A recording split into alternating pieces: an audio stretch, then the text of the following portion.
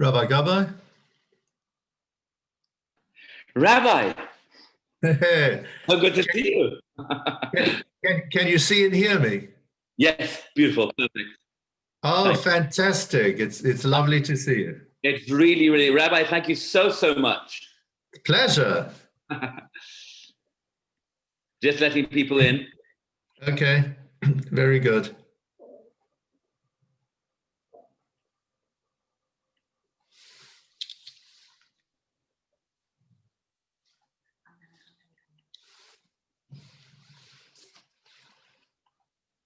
Hi, Rabbi Lionel.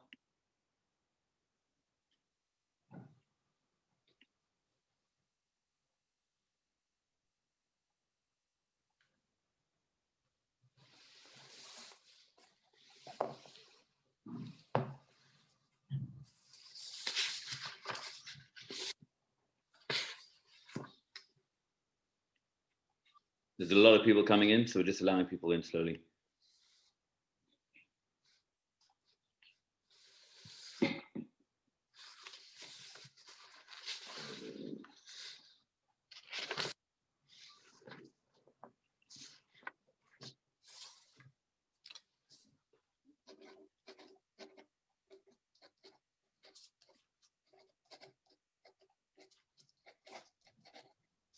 בוקר טוב.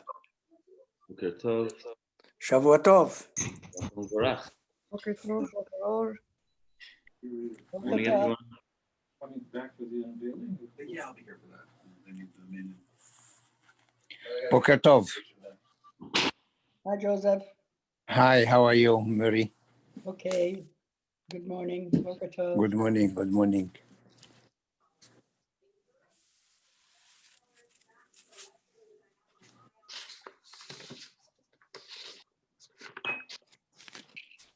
Hello, Joseph.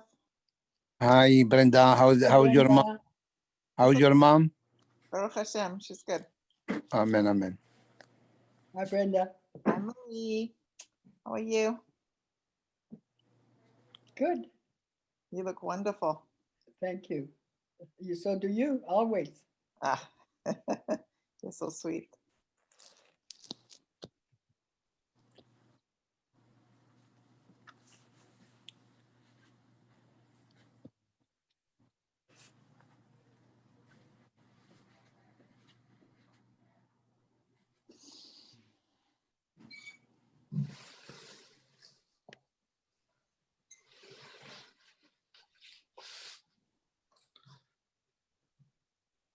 Hi, Debbie.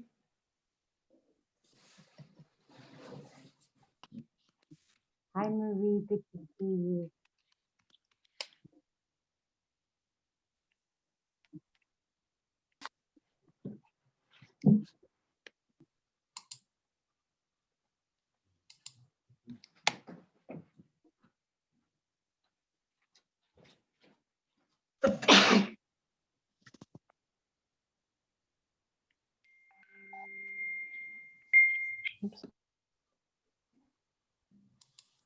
Shavua Tov, everyone. Thank you, Rabbi Gabbai, for arranging this. We're so honored, Shavua Rabbi Tov. Mervis, to have you. Hello, Shalom Aleichem. Lovely to be with you. Gam Lecha.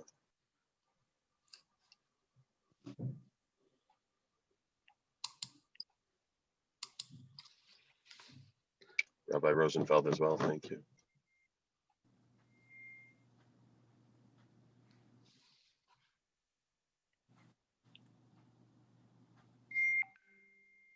Eve, I think. Yeah, it's on.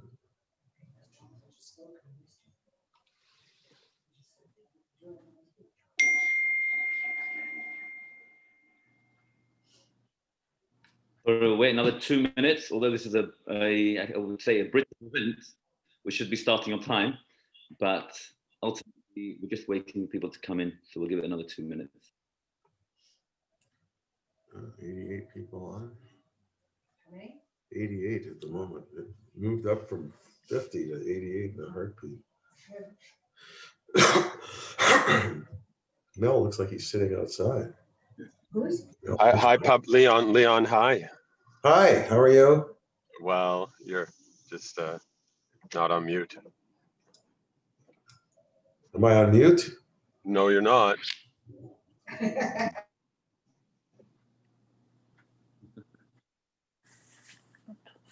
Yeah. Hello?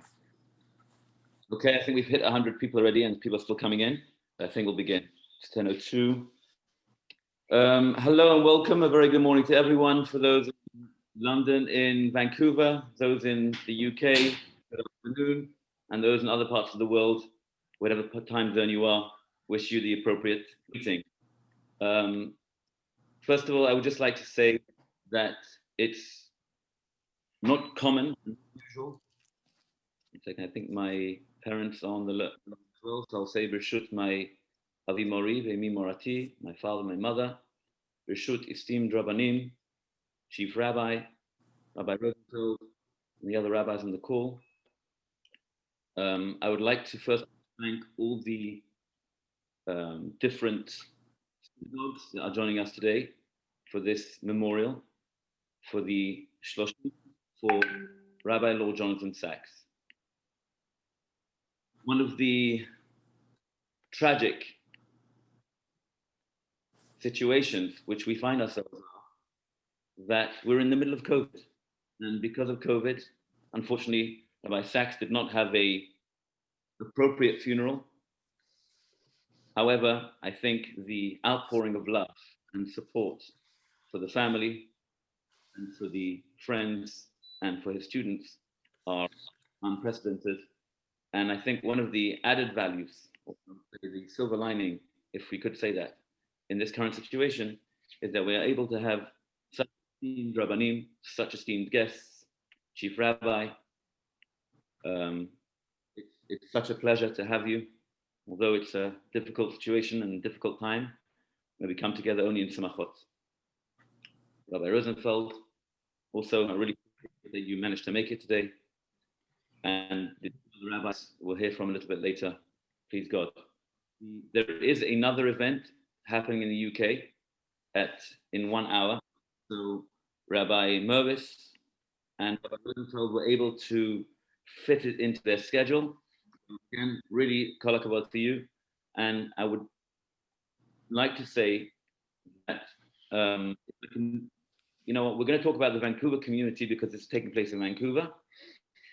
And what we're going to do is I'm going to pass over the mic to Rabbi Rosenblatt, who is a rabbi in Shaare Zedek, Vancouver, and he will give us a little bit of reflection about Rabbi Sachs, the impression he made on our community here in Vancouver when he was here most recently, 3 years ago, for his TED Talk, which has become a world, became one of those events which became known. So without any further ado, I'd like to call up Rabbi Rosenblatt. Thank you.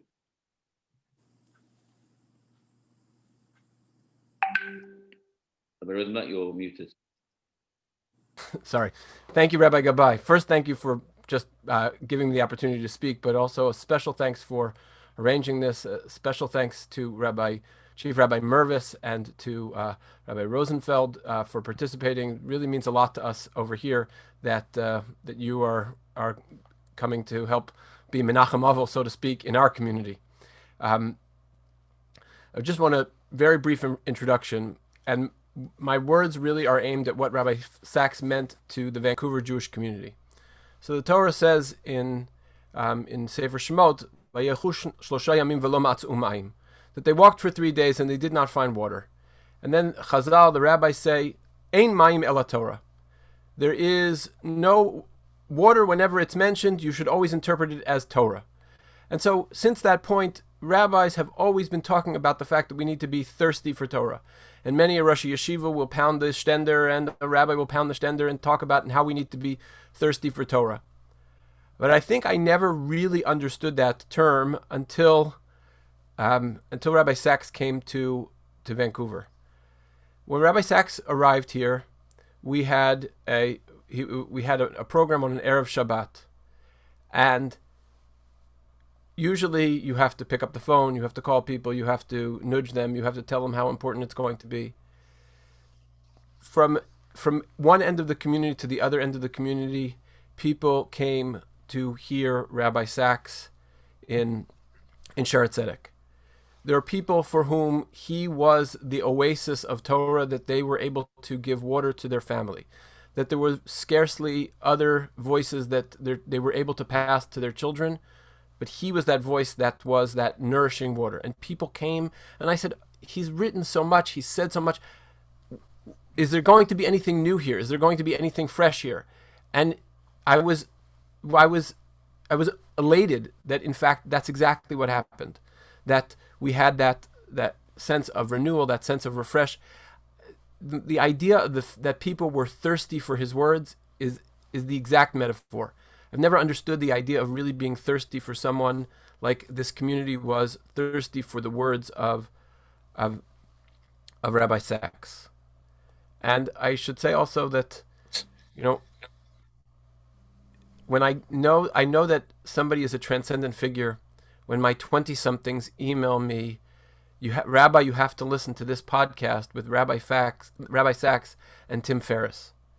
It is a sign that he was a figure that could really speak to across the generations, across the community, across the ocean.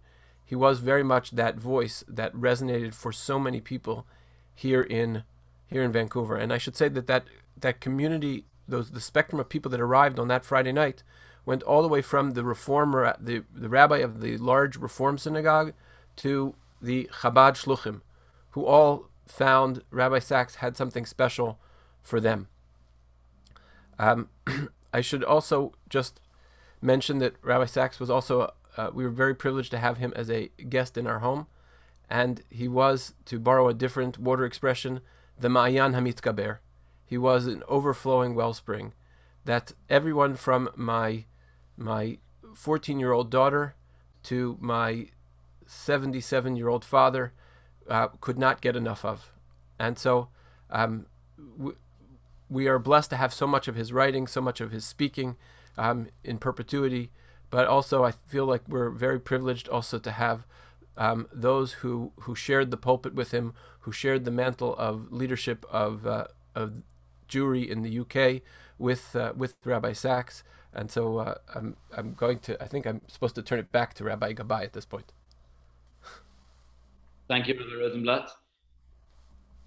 So the truth is, not many people know this, and every single chief rabbi in the past 100 years has actually been here in Vancouver.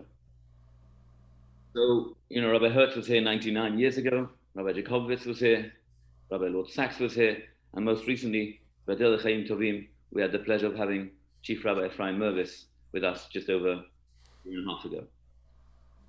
Rabbi Mervis is currently the Chief Rabbi of the UK in the Commonwealth, as you all know, and he actually took over from Rabbi Sachs in not only one place as in his current position of Chief Rabbi of the UK, but also in his former position as the Rabbi of the Western Marble Arch Synagogue.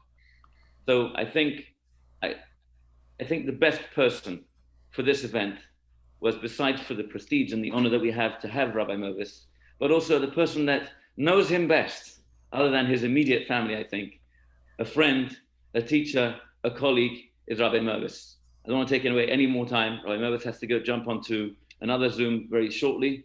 Without any further ado, Rabbi, it's our honor and pleasure to call you up. Thank you so much, Rabbi Gabbai. It's such an enormous pleasure for me to have the opportunity to share some reflections and some Divrei Torah with you, together with Rabbanim and communities on the West Coast. And in particular, may I start off by saying that my wife Valerie and I send our very special and warm regards to Congregation Beit HaMidrash and to Rabbi and Rebbetzin Gabbai, with whom we spent a most beautiful and memorable weekend. And we send out Rishat Shalom to everybody on this call. And during these very challenging coronavirus times, our sentiments are accompanied by our best wishes for good health and happiness for one and all. We're now marking the Sheloshim for my illustrious predecessor, Rabbi Lord Jonathan Sacks, Zichrono Livracha. And with a heavy heart, I reflect on his life. And it's not an easy time. It's not an easy time for us in the UK. And quite extraordinarily, it's not an easy time for literally tens of thousands of people right around the globe. In my hesped at his Levaya, I quoted the pasuk from Sefer Breshit, which we're currently reading, Nesi Elokim ata betochenu. That's how the Bnei Chet, the dwellers of the land of Canaan, referred to Avram Avinu. You are a prince of God in our midst.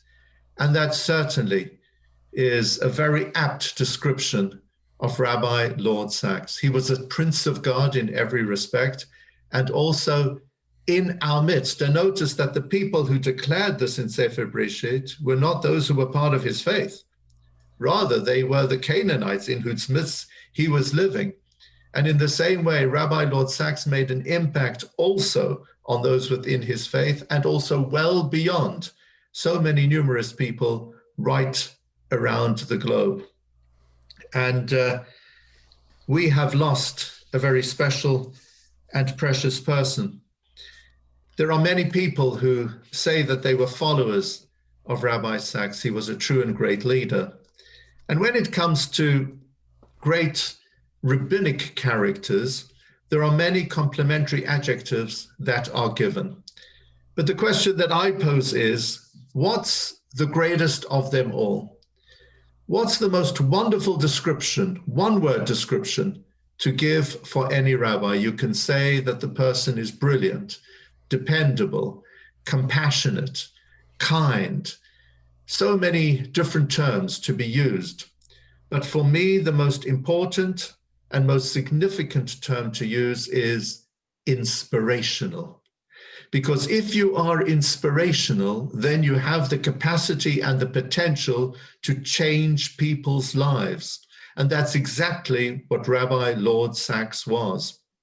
As Rabbi Gabbai mentioned in his very kind words of introduction, I actually followed Rabbi Sacks twice. First of all, I succeeded him as rabbi of the Western Marble Arch Synagogue, and then later on, I succeeded him as chief rabbi. And when I came to Marble Arch, I noticed something. It was quite extraordinary. It was the inspiration that my predecessor had made on the community. And he went on from Marble Arch to use that same talent, that same capacity and potential to make his mark on a global audience. And he will always continue to be an inspiration for us. Now, interestingly, there is a mitzvah of the Torah which we all know by heart. It's from the first paragraph of the Shema. You must love the Lord your God with all your heart, with all your soul, and with all your might. It's a great aspiration. We know it, we're familiar with it, we want to do it. But is it fair that HaKadosh Baruch Hu should give us such a mitzvah? We have a principle. Hashem doesn't demand of us anything that might be too difficult for some people to achieve. Now, when it comes to love, we don't have a love button. You can't decide to love anyone or anything. It's a sensation, it's a feeling. Either it's there or it's not there. So how can HaKadosh Baruch Hu command us? Ve'ahavta, you must love. The Rambam, in his Sefer HaMitzvot, Mitzvat Aseh Gimel, gives a wonderful perush to Ve'ahavta. Says the Rambam, it must be read in the hifil, in the causative, meaning Ahavehu ala briot. Cause God to be loved by everybody. That's what we mean for Avta. Not that you shall love, but rather you should become an ambassador of God, so that through your ways, what you say, what you do, God will become loved. And not just amongst Jewish people, but al habriot, by everybody. This was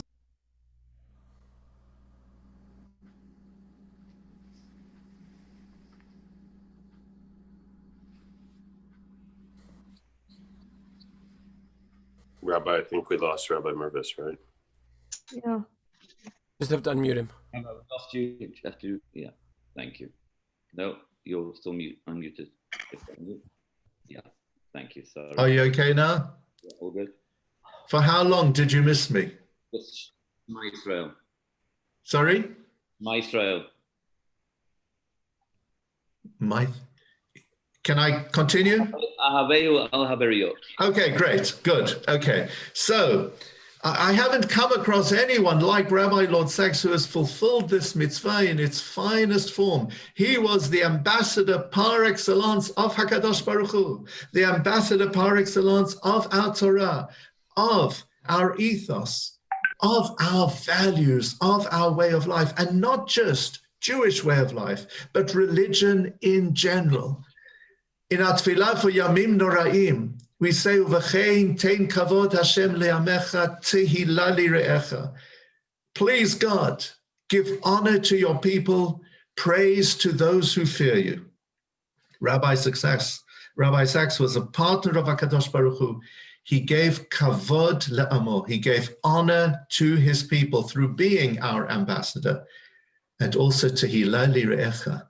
Praise to those who fear. Praise to those who are part of religion and part of faith. In an increasingly secular world, he was a representative of the beauty and the relevance of religion in our time. And that, I believe, will be his greatest legacy. It's all about the relevance of religion and faith, the beauty of religion and faith, and the greatness and grandeur of Yiddishkeit. Also in Sefer Breshit, at the beginning of Parshat Noach, we have a fascinating headline, Eile Toldot Noach. These are the generations of Noah. Now, what you would expect to follow would be the names of the generations, but that's not what the Torah presents us with.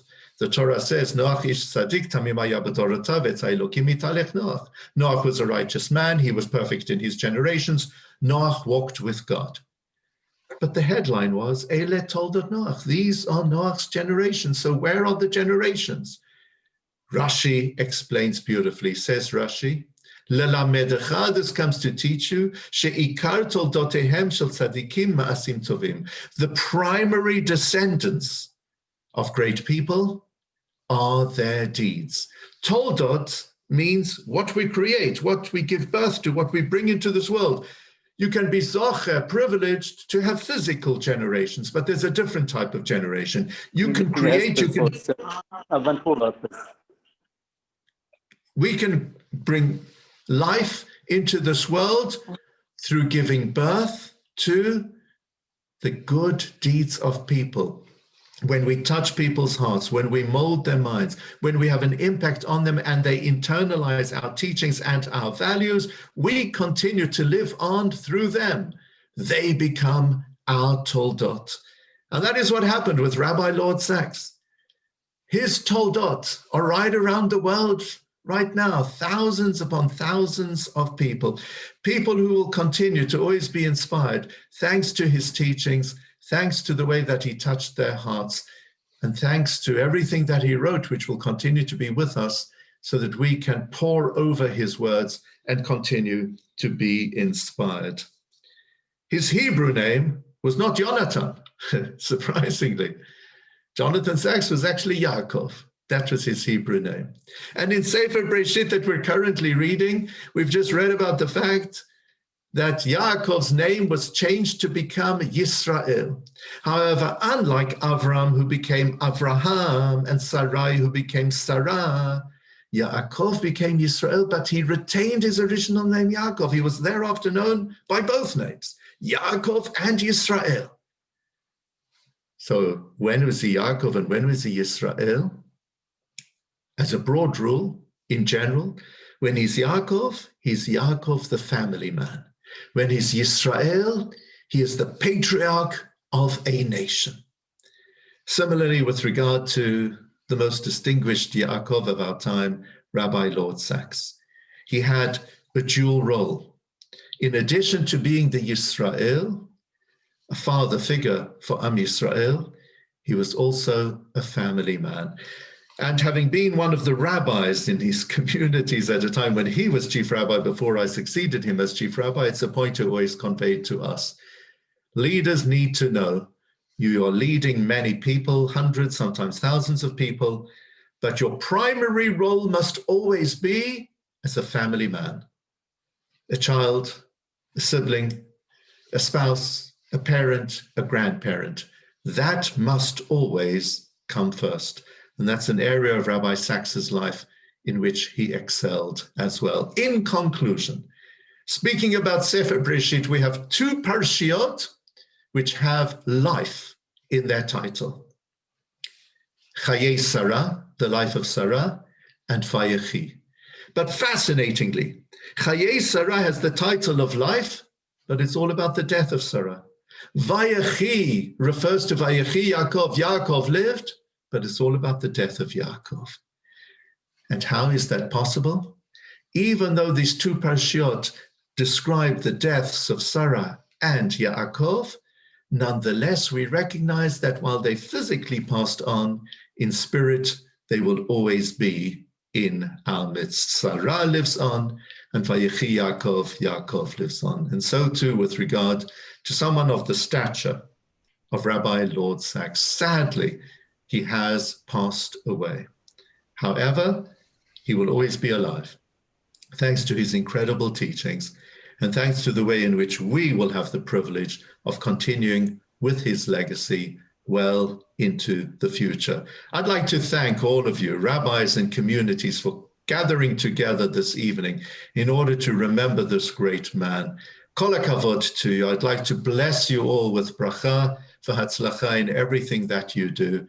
And thanks to the memories that we have of a truly great man, may all of us, please God, be blessed with good health, happiness during these trying times, and may we always continue to be inspired by a most inspirational figure. Yehi Zachro Baruch, may his memory be for an eternal blessing. Amen. Amen. Thank you, Rabbi Mervis, for your kind words and for your inspiration and reflection on Chief Rabbi Sachs. I would like to call up Richard Wood, who I would like to thank publicly for his work in this event, to call up the next rabbis for their presentation.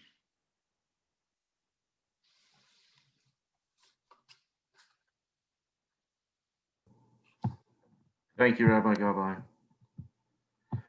Today, as we mark 30 days since the passing of Rabbi Lord Sachs, let us not forget Dayan Chanoch Ehrentreu Shlita, who is currently unwell and in need of a refuah. Dayan Ehrentreu served as Rosh Beis Din of the London Beis Din during Rabbi Sachs's tenure as chief rabbi. I would like to introduce Rabbi Anthony Knopf, who will be interviewing Rabbi Pini Duna. Rabbi Knopf currently serves as Rabbi of Congregation Beth Ora in Montreal. Previously, he served in Camps Bay, Cape Town, and also as Associate Rabbi of Norris Lee in Hampstead Garden suburb, London, where he was described as a rising star of Anglo Jewry. Rabbi Knopf published a chapter in Marosha Kehilat Yaakov, Essays in Honor of Rabbi Lord Sachs's tenure as Chief Rabbi. Rabbi Pini Duna, Rabbi of the Young Israel of North Beverly Hills, really needs no introduction to many of us. However, I will say the following. Rabbi Duna will shortly be releasing a book called Hearts and Minds, which has been dedicated to the memory of Rabbi Lord Sachs. In addition, this year, Rabbi Duna published the Perush on Sefer Bereshis, written by Dayan Shmuel Yitzchak Hillman, who served almost 100 years ago as head of the London Beis Din, and will shortly be publishing memoirs of Rabbi Tzvi Hirsch-Ferber of Soho, London. Rabbi Lord Sachs, Dayan Hillman, and Rabbi Ferber served Anglo Jewry with distinction for decades. may their teachings not only inspire us, but also the generations to come. Rabbi Knopf, over to you. Thank you, Richard. Thank you for inviting me to speak, and thank you to Rabbi Gabai and all those who are responsible for this very important and moving event today. Rabbi Dana, the first question. So I suspect that there are many people on this call, especially those from North America, who may not have been very familiar with Rabbi Sacks until about 10 years ago. And even others of us, especially those from the UK, such as myself, perhaps were only familiar with him over the last 25 to 30 years. But you, I know, knew him from earlier on, and you have some childhood memories when your families were neighbors in Golders Green. So I'd like to start by asking you to share some of those memories. Thank you so much, Rabbi Knopf. Thank you, Richard, for your words of introduction. Thank you to all those who are watching today. It's extremely important to see someone like Rabbi Sacks in his full context. And I want to introduce Rabbi Sacks, and in answer to your question, by telling you a little bit more about him before he got to Golders Green, so that you do understand what it means that he was the rabbi of Golders Green Synagogue in 1978 and we were neighbors. The fact is that Rabbi Sacks was one of the most extraordinary philosophy students at Cambridge since the Second World War. He got a first in Cambridge in philosophy, and apparently, and I've not verified this, and as a historian, you know, I'm loath to share facts which I haven't got data to prove, but he apparently got the best grades in his philosophy degree of any student since the Second World War. That means that he was destined for a life of great acclaim as a philosophy professor, possibly in Cambridge or in Oxford or one of the top universities of the world.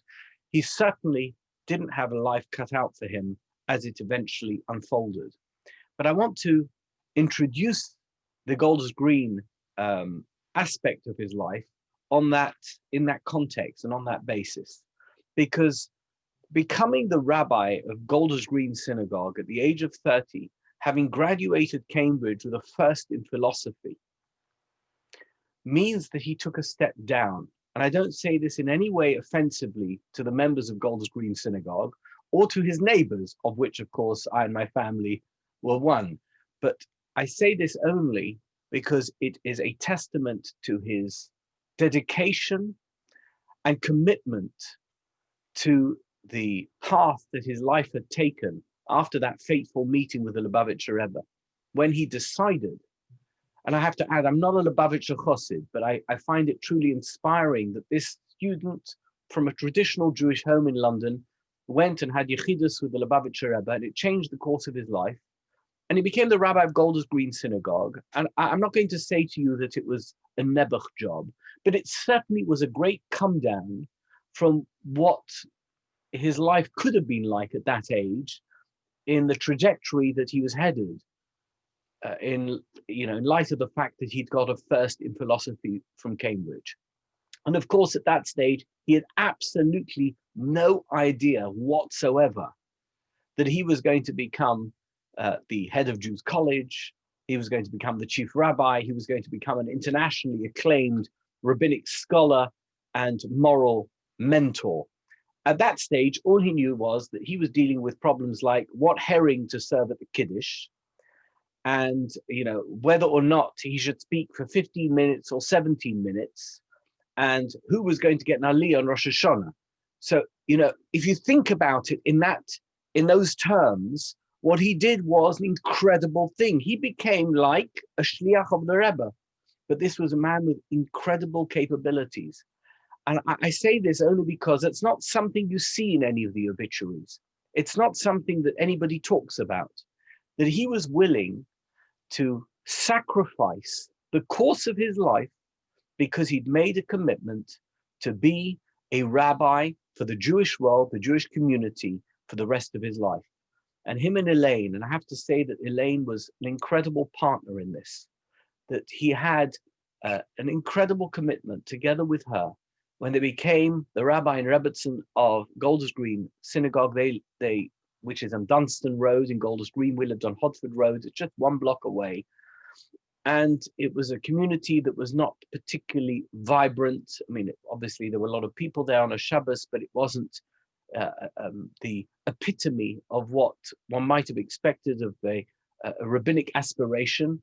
And yet he put himself heart and soul into that job.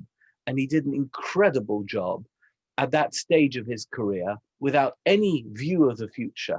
And it was only 1982 when he became the rabbi of Marble Arch, and that stage, I think he was appointed, or almost simultaneously, as the Dean of Jews College, that things began to turn in a different direction. And I think that that's an incredible testament to his fundamental commitment to the life course that he had chosen. And I think that that's truly much more than one can say about, of course he was a great man, a great scholar, a great philosopher, a great teacher, and all of those things. But at that stage of his life, he was willing to make the sacrifice. And we were there alongside him. I know my father, the late Rabbi Abaduna, who at that stage, he was a businessman. He wasn't involved that much in communal activities. But my father, Rabbi Abaduna, acted as a sounding board for him as we were neighbors.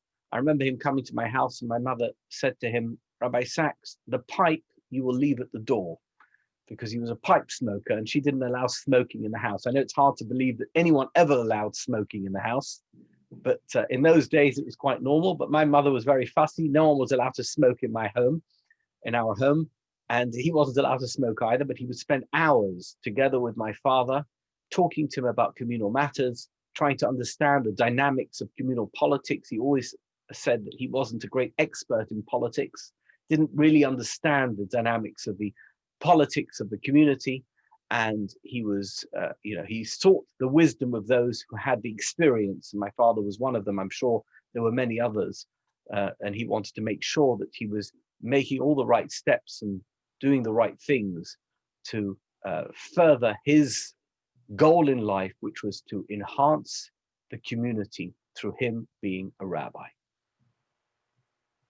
Thank you, Rabbi Dana. You just mentioned about how Rabbi Sachs could have pursued a career in academia and philosophy, and indeed that was an option for him, and yet he pivoted into this career in the rabbinate.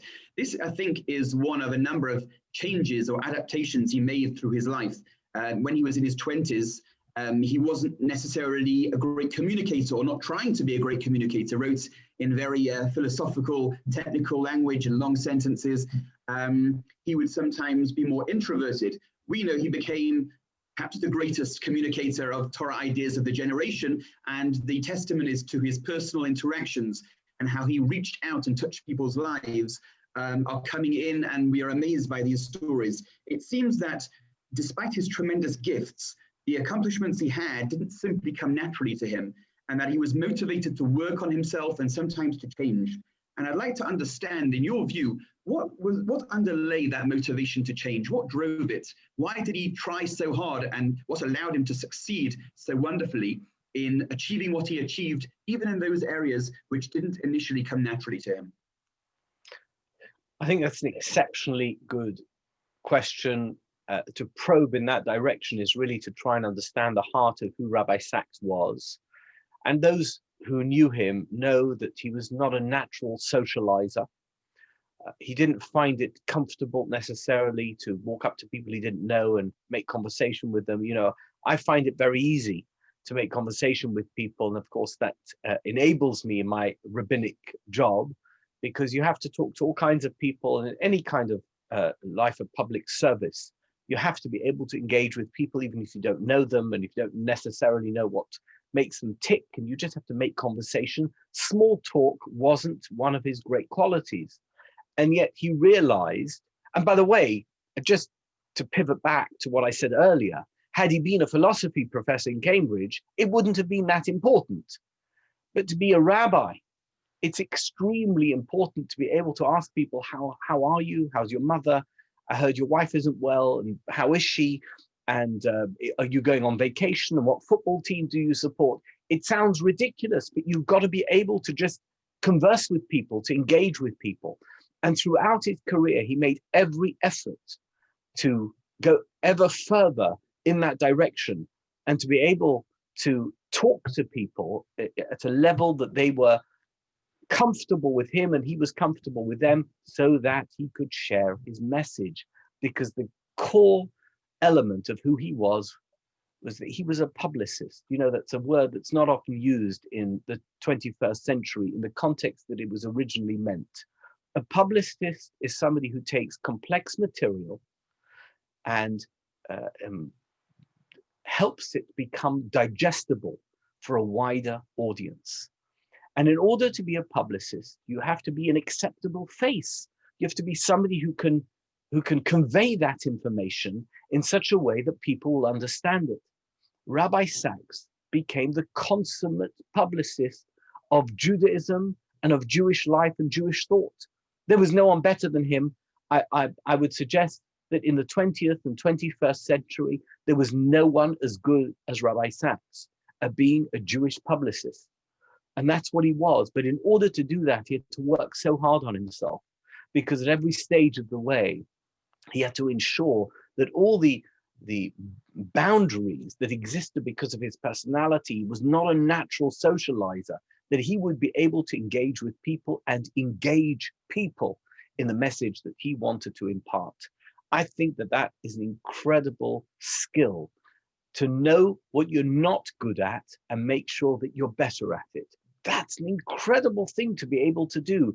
Lots of people take comfort in the things that they know they're good at, and the things that they're not good at, they say, well, they're not important. He knew how important it was.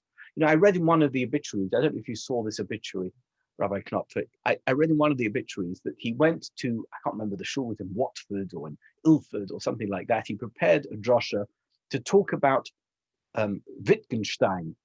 And anyway, he got there. I don't know how it became evident to him, but he realized that Wittgenstein was not going to wash with the Chevra in Watford shul, and he changed his drosha completely. Now, you have to understand that for him, philosophy was his life. It was the oxygen that he breathed. Not to talk about Wittgenstein was hard. You know, for all of us, I challenge anybody on this call to be able to cite one thought from Wittgenstein. But he, of course, could tell you chapter and verse what Wittgenstein had to say about any of the philosophical subjects that Wittgenstein wrote about. And Rabbi Sacks realized, if I talk about Wittgenstein, I'm not going to be able to pursue my goal. My goal is my primary focus. My goal is to spread Judaism, to spread belief and faith in God, to help people understand that the world's oldest monotheistic faith has a message that's relevant to the 20th and the 21st century. That was his primary goal. Anything that was a distraction or anything that would get in the way was something that he needed to overcome, that was something that he needed to gain control over, and he did it. No one did it better than him. Thank you for that answer. Thank you. Richard, Rabbi Gabbai, can you confirm we have time for one more question, or would you let us know when? For one more question we have. Sure. Okay, so okay, so let me ask this question, which was as my last. We want to say thank you to Rabbi Sacks. We want to be able to. There's a tremendous feeling that we've lost someone who was very special to us, and I know that many people, even who haven't met him, but whose ideas were nurtured, whose spiritual development was cultivated by Rabbi Sacks's teachings, feel this tremendous sense of loss and want to answer the question, what now? What do we do now? How can we show honor to him? How can we do something for him? How can we continue his legacy? And in your eulogy, Rabbi Dunner, which you, on the video that you produced, you mentioned beautifully the importance of reading what he wrote, of watching, of listening, and so on. But is there anything more? Could we identify something more that each of us can take away to say, we've honored this very special person? What can each of us do maybe to keep his spirit, his teaching, his Judaism blossoming and bringing light to this world? What could we answer to that question? Well, firstly, thank you so much, Rabbi Knopf, for this Q&A. Thank you to Rabbi Gabbai for having put this together with Richard and others. And it's an extremely important topic to talk about. And I hope that we're not going to leave off this topic once the shock of Rabbi Sax's passing has passed. I think we need to continue talking about Rabbi Sachs and perpetuating his memory. And I applaud all those who are making efforts in this particular period, but hopefully going on into the future to perpetuate his memory and his teachings. I sent you, Rabbi Knopf, last week, a message that Rabbi Sachs sent me for my 50th birthday, only a couple of months before he died. And what's startling about that message, it's a private message that he just wanted me and my family to see, but I find it extraordinary, and I think it's an answer to your question. And I see it also in the teachings of another mentor of mine, Rabbi Shlomo Carlebach, who also had this same idea that people should look in their Judaism what it is that they are good at, and then they should excel at it. Rabbi Sachs said in that message to me, you're a person who makes people happy in their Judaism. You sing, you dance, you entertain, you give people hope, you give people a good feeling. That's what you're good at. He said, he kind of implied, I'm the official formal rabbi, was the official formal rabbi of Anglo Jewry. I couldn't do the things that you did, but what you did was incredible with the Sachi synagogue and singing all those songs and making people sing and dance and making them happy. That was so important for Anglo Jewry at that time. What he was saying to me was that find that nakuda, that aspect of what you can do to enhance people's Judaism and run with that ball. Make sure that whatever it is that you can offer that's going to ensure the survival and the continuity of Jewish life, that you're going to take that ball and run with it and become an Olympic sprinter. Don't let go of that ball. Don't ever say someone else can do it. Make sure that whoever you are and whatever you have to offer, that you're going to be part of that vast puzzle. Every single piece of the puzzle counts, but you're going to be part of that vast puzzle that's going to make a difference to the future of Jewish life, because ultimately our goal is to ensure that there is a Jewish community that will be there to embrace and welcome Mashiach. And the only way that we can do that is to make Jewish life exciting, relevant, and important to our generation, the next generation, as far as we can for the future. We can do all we can in the life that we lead. There were people who came from Europe and they settled in the United States or in England or wherever they went, and they kept their Jewish life. They had their little shtibel, but their children went to public school and their children went to non-Jewish universities and became irreligious. And the rest, as they say, is history. It's our history because they've disappeared from the Jewish map. Our job is to make sure that our generation and our children's and grandchildren's generation are going to be there to greet Mashiach. And the only way we can do that is to make the Jewish life that we have and that we find exciting for them. And whatever it is that we have to offer, do it in the best possible way. We should all be Olympic gold medal winners. Rabbi Dona, thank you so much for sharing these beautiful reflections. Thank you. Thank you so much, Rabbi Knopf, Rabbi Duna, for the beautiful reflections, for the beautiful question and answer, and the insight behind Rabbi Sachs's inside life. Before I introduce our next speaker, when we started talking about making a Sheloshim memorial event in conjunction with all the other synagogues on the West Coast, I called up one of my best friends, somebody by the name of Ari Scheinfeld, who was a rabbi in St. John's Wood in London. And I said to him, Ari, so besides for Rabbi Mervis, who's his successor, who's the best guy to speak about the life and times of Rabbi Sachs and what he left for us? Without a blink, he said, hands down, Rabbi Lionel Rosenfeld. Rabbi Lionel Rosenfeld is the senior rabbi at Western Marble Arch Synagogue, the synagogue where Rabbi Sachs was 30 years ago. At the time, Rabbi Lionel was a chazan, and later took over after Rabbi Mervis took over from Rabbi Sachs. He came back to take over as senior rabbi. You can just look at any YouTube video of Rabbi Sachs' love for music and song and see how Rabbi Rosenfeld just puts his arm around Rabbi Sachs. You see the love, you see the friendship, you see the beauty of true connection. I think it's a credit to both Rabbi Sachs, Zichrono Livracha, and Yibadel L'Chaim Tovim, to Rabbi Rosenfeld. Without any further ado, I would like to ask Rabbi Rosenfeld to give us a bit of an insight to the man behind the giant, Rabbi Rosenfeld. To unmute. Rabbi Gabbai, thank you so much for inviting me.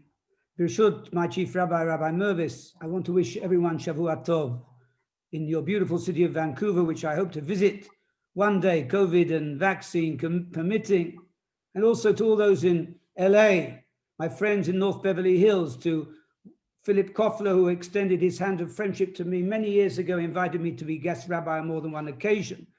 And while I say that, we'll always remember that triumphant shofar blowing afternoon when I and the Shabbaton choir of London joined Rabbi Sachs for the official opening of North Beverly Hills Synagogue. We've got so many happy memories of our visit. And to the outstanding Harkham Hillel School. So warm regards to all of you, to Rabbi Baruch Sofrin, to our dear friend Ori Harkham. And thanks for asking me. Since his passing, as you know, there's been an outpouring of grief, not only from the Jewish world, but from the world over. We've all come to realize what we've lost. And many have been quoting from his Torah teachings and from his books and countless videos to illustrate that loss we all feel. I could also do this, but as you know, if you heard and you watched my hesped, my eulogy at the Levaya, which I was honored to give, our relationship was a deeply personal one. I'm indeed mourning the loss of my best friend. So let me tell you a little about him as I knew him. Rabbi Duna spoke about his being neighbors when he became the rabbi at Golders Green Synagogue. Well, we grew up together in a Jewish area of London known as Finchley, and we lived a few hundred yards away from each other. We both went to the same junior school. It was a Church of England school. There were few Jewish schools of any standard then. And anyway, our parents saw no danger in our experiencing the outside world in any way. And both of us went on to non-Jewish high schools. After all, it was accepted that every evening after school and on Sundays, you would attend 2 to 3 hours of Cheder, Hebrew classes, and then have a teacher to learn Gemara privately. And on Shabbat afternoons, the Bnei Akiva youth movement met in the local synagogue. Being a little older than him, I became his madrich, his youth leader.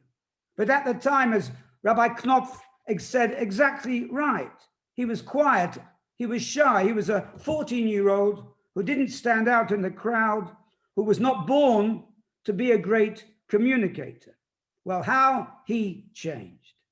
And he became my madrich, my leader in Torah and Derech Eretz, and a role model for all of us. And then we followed different paths, but in the late 70s, when my wife and I had been living in Jerusalem for some years, we began to read about a new young rabbi of the Golders Green Synagogue, as Rabbi Duna mentioned, a brilliant teacher whose sermons were being quoted for their content and eloquence. And so it was that we linked up again in 1988. When I returned to London, became the Chazan of Marble Arch Synagogue, as you heard, Rabbi Sachs was now its rabbi, but during the week, he was the principal of Jews College, a strange name, but it was the yeshiva for teaching prospective rabbis their smicha. So I became responsible for the pastoral and other duties. Now, we've all heard of shuls where you have the rabbi and you have the chazan. And the rabbi waits for the chazan to stop his singing so that he can give his sermon. And then the chazan sits impatiently while the rabbi drones on, thinking, how much time will he leave me for my musaf? And then the rabbi turns to the chazan after the sermon and says, please hurry it up, we're running late, we need to go to Kiddush. And I have to tell you that it was never like that with Rabbi Sachs. He cared passionately about the music of the prayers. But I realized immediately that after a stunning sermon every week, the last thing that the congregation wanted was a long, drawn-out musaf, or any musaf at all, actually, as they were still digesting what he had said. So I developed my own style based on momentum, moving tunefully but quickly through to the end of the service. And he appreciated that so much, and the congregation even more. And working together, we created an atmosphere that made Shabbat mornings at Marble Arch very special. And we were known as the A-team. If that's too old for you, the dream team. And Jonathan Sacks was totally different from other rabbis that I had known in many other ways. For instance, he had a vast knowledge of classical music, and for that matter, popular music as well.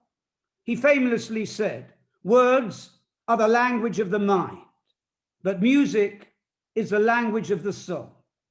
And he encouraged my writing of a new choral, Kabbalat Shabbat and Shachrit, to better fit the words and meaning of prayers. And I formed the Shabbaton Choir of London to sing it. And Rabbi Sacks became the choir's honorary patron. And even after leaving our synagogue when appointed Chief Rabbi of the United Kingdom and the Commonwealth, he still made time to lead our annual choral missions to Israel. We call them Solidarity Through Song, Solidarity Through Song, where we sing in hospitals and orphanages, old age homes, to wounded soldiers, and where we experience how music breaks down all barriers.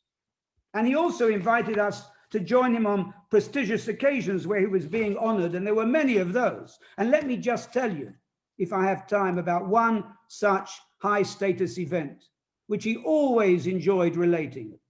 It took place at Windsor Castle, Queen Elizabeth's second home. I think she's there now. In 1992, he chaired an interfaith conference held there, attended by senior rabbis and the archbishops and the Christian clergy of the United Kingdom. And for the final evening, he invited me and the Shabbaton choir to the castle to sing. He suggested 2 or 3 Tehillim, some psalms which they would all know, and to end with Am Yisrael Chai. That was Rabbi Sacks. He even chose the music and was hardly ever wrong. In fact, I don't think he was ever wrong in what he chose. So there we are in the famous St. George's Hall of the castle, ready to sing Od Avinu Chai, our Father yet lives. And we hand out the transliteration to the assembled clergy. And after a few times of hearing it, they've picked it up and they're all joining in the chorus. Am Yisrael Chai. Terrific success. At the debriefing afterwards, Rabbi Sacks said to us, "I was so delighted to see the bishops and the Anglican priests all singing at the top of their voices, 'The people of Israel live.' What a Kiddush Hashem." That's what he said. And then he always ended telling that story by reminding everyone that 3 weeks later, Windsor Castle burnt down. In fact, it was saved, but at huge expense. But the St. George's Hall where we sang was indeed completely destroyed. But never forget, Am Yisrael Chai. So friends, that's just one of the many, many occasions that if we had time, I could share with you. How Rabbi Sacks encouraged me to write more modern music for our annual choral midnight slichot services, lyrical melodies that he joined in passionately with. He sang loudly with us, as did all the hundreds who would come to that services, held every year in a different location, but always preceded by his drosha of Hit Ororut, his sermon heralding the coming high holy days and his messages of Teshuvah. How we all hung onto his every word, thinking how privileged we were to be there. And then every year he would join me back at Western Marble Arch Synagogue for the high holy days. And he would lead us in Shachrit, in the morning services, for both days of Rosh Hashanah and on Yom Kippur. That's a lot of singing. And by the way, he had excellent nusach. That is, he knew all the traditional melodies for the various sections of the prayers. And he led them with the passion that you saw when he spoke. Now, one ancient Anglo-Jewish custom is that a chief rabbi in office leads Ne'ilah, the concluding service of Yom Kippur, in whatever synagogue he is invited to. So, of course, he led us at Marble Arch. But always, a few days before Yom Tov, he would call me to ask if I minded that he davened instead of me. That was Rabbi Sachs, the epitome of humility and sensitivity in every situation. And in the 6 years since he stepped down from being chief rabbi, he's continued to lead Ne'ilah, though he never requested to do so, but we all wanted him to do so. But as I've said before in my eulogy, with me at his side, all my grandchildren crowding around onto the bima around him, and he putting his arm around them, and they looking up at him, they will always carry those memories with them. And although my story is a personal one, it is how he related to all the children he would meet, to stop and talk to them, his gentleness, wanting to spend time with them. Yes, we all saw him at ease with world leaders, in dialogue with great achievers, but you have to know that he cared just as much for the individual with a shaila, with a personal problem, who asked his advice, and who always received an answer, often in the form of a handwritten letter. He had time for everyone. So allow me to conclude with 3 quotes. The first, from what I said at his funeral, how our wives together, all of us, all 4 of us, enjoyed our short annual summer vacations together.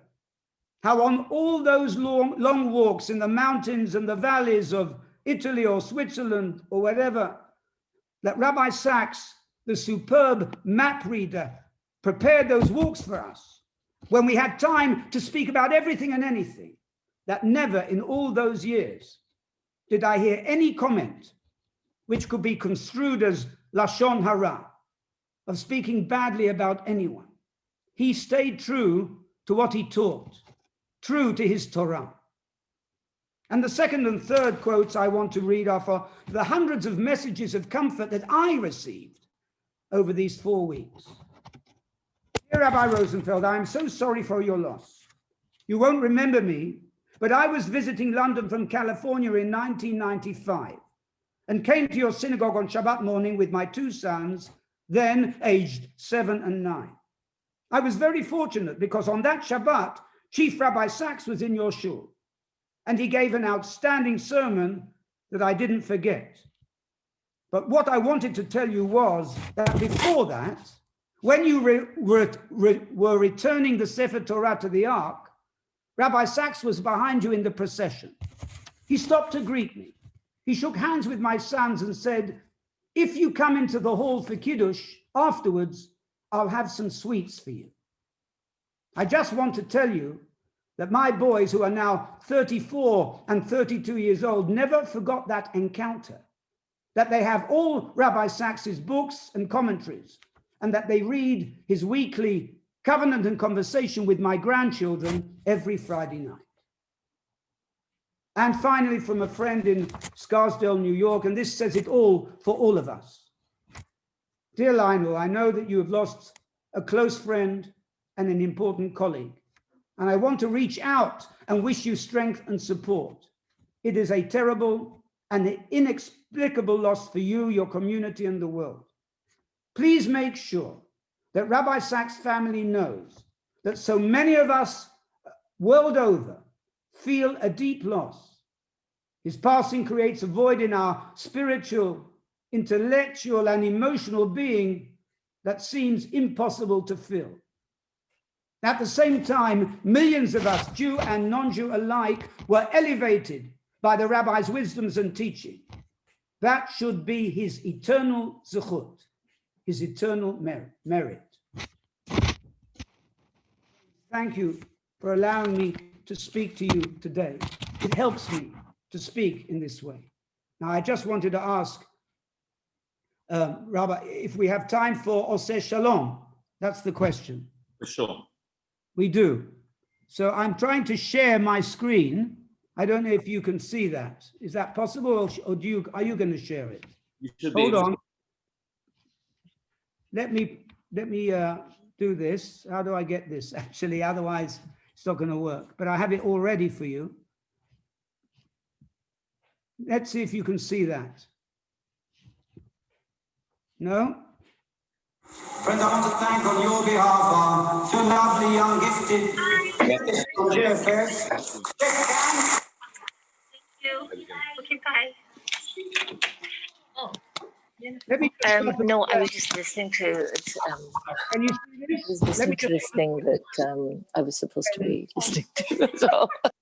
who's speaking? Sorry. Yes, we can see you. Good.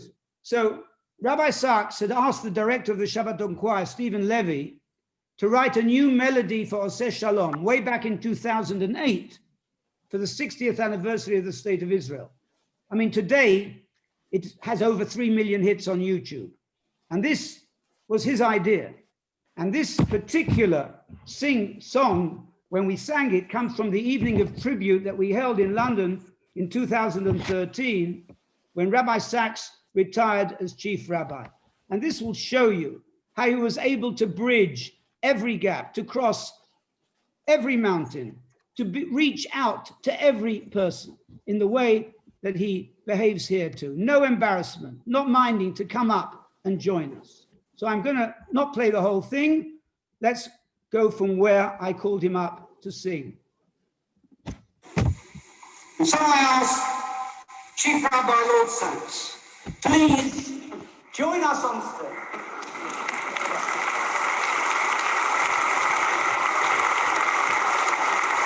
And sing with us the words with which General Shkedi ended his earlier address to us. Oseh shalom imromav hu ya'aseh shalom aleinu ve'al kol Yisrael. May peace reign with us, our people, indeed, in the whole of this fractured world. Amen.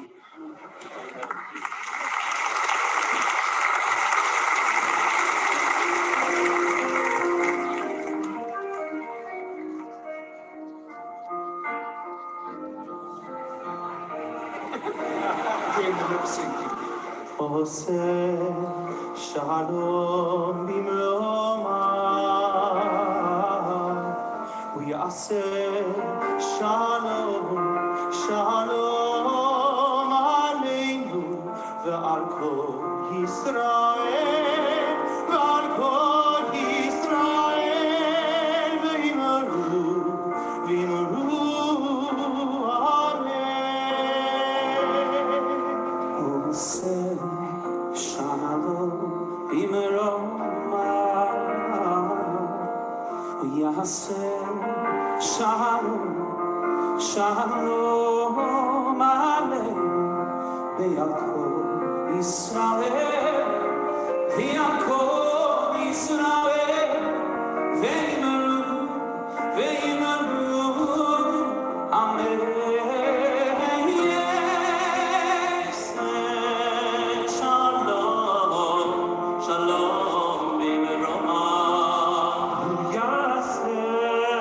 Shalom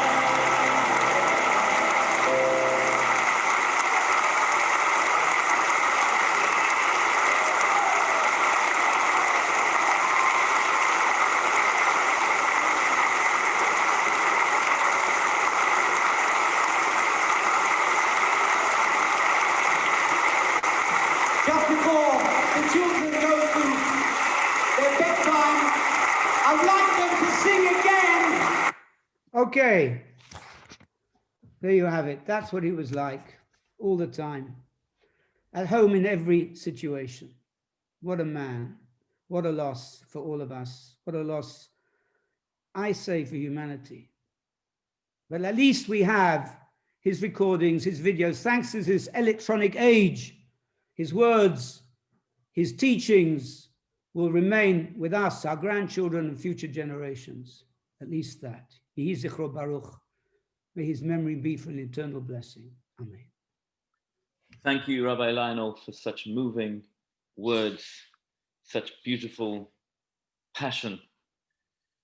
We wish you comfort, and at this point, I think it's appropriate to wish Lady Elaine and the family, the extended family, his friends, his students, his disciples, for all across the globe, comfort amongst the mourners of Zion. Hamakom yinachem etchem b'toch sha'ar evlei Tzion Yerushalayim. I think it's apropos, just before we finish today's presentation, as we enter the week of Hanukkah, to hear a 2-minute clip in the words of Rabbi Sachs himself.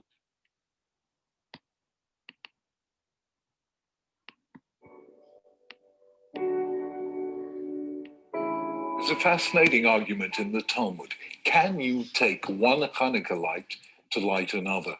Usually, of course, we take an extra light, the shamash, and use it to light all the candles. But supposing we don't have an extra light, can we take the first candle and use it to light?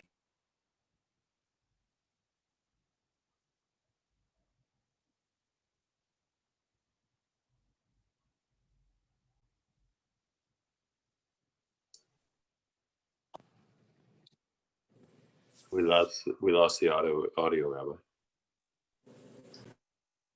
There's no audio, Rabbi. Sorry, 1 second.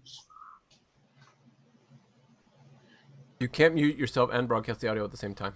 Nat? Can you hear? The others. Two great sages of the 3rd century, Rav and Shmuel, argued about just this. Rav said no, Shmuel said yes. Now, normally we have a rule that whenever Rav and Shmuel disagree, the law follows Rav. There are only 3 exceptions, and this is one. So let's ask, why did Rav say you may not take a Hanukkah light to light others? Because, says the Talmud, komachish mitzvah, you diminish the first candle. Inevitably, you spill some of the wax or the oil, and Rav says don't do anything that would diminish the light of the first. But Shmuel disagrees, and the law follows Shmuel. Why so? The best way of answering that question is to think of 2 Jews, both religious, both committed, both living full Jewish lives. One says, I mustn't get involved with Jews who are less religious than I am, because if I do, my own standards will fall. I'll keep less. My light will be diminished. That's the view of the other says no. When I use the flame of my faith to light a candle in someone else's life, my Jewishness is not diminished, it grows, because there's now more Jewish light in the world. When it comes to spiritual goods as opposed to material goods, the more I share, the more I have. If I share my knowledge or my faith or my love with others, I don't have less, I have more. That was the view of Shmuel, and that's how the law was eventually decided. So share your Judaism with others. Take the flame of your faith and help set other souls on fire. Happy Hanukkah. Hanukkah Sameach.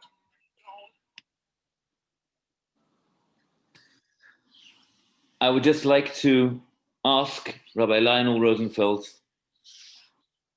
for the Kel Malei Rachamim, the traditional prayer which we say at the Sheloshim.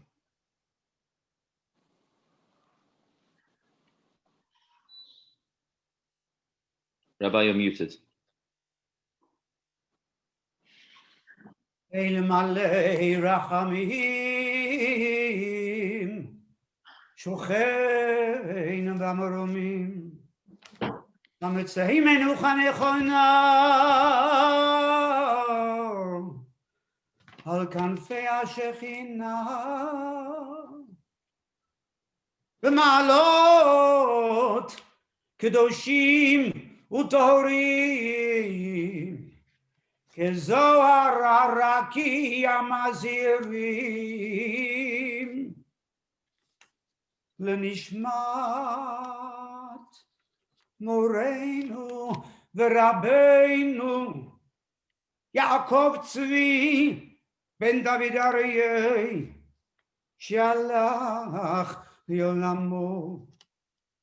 באהבו שכל בני משפחתו, קרוביו, ידידיו ותלמידיו,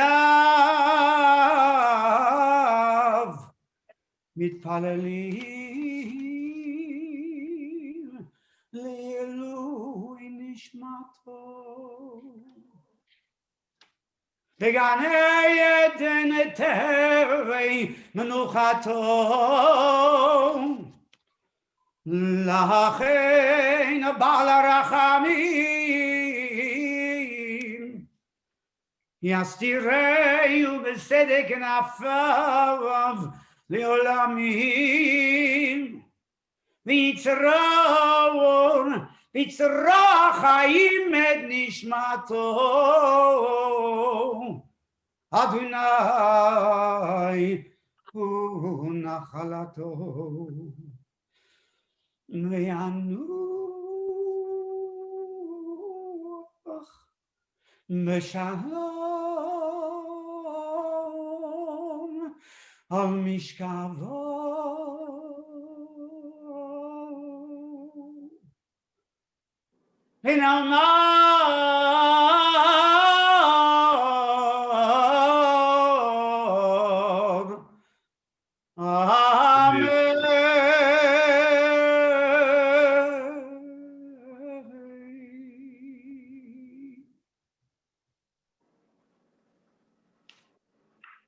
Thank you so much, Rabbi Rosenfeld.